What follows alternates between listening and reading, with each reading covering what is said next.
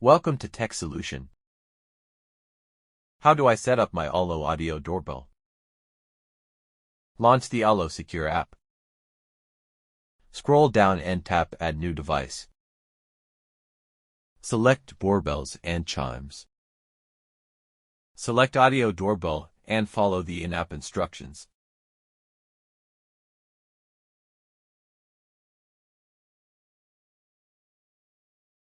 Insert AA batteries into your Arlo Doorbell.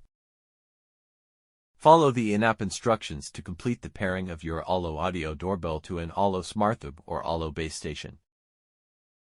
Secure the battery cover on your wall using the provided screws. Attach the doorbell to the battery cover. Secure the Arlo Doorbell with the screw on the bottom of the battery cover.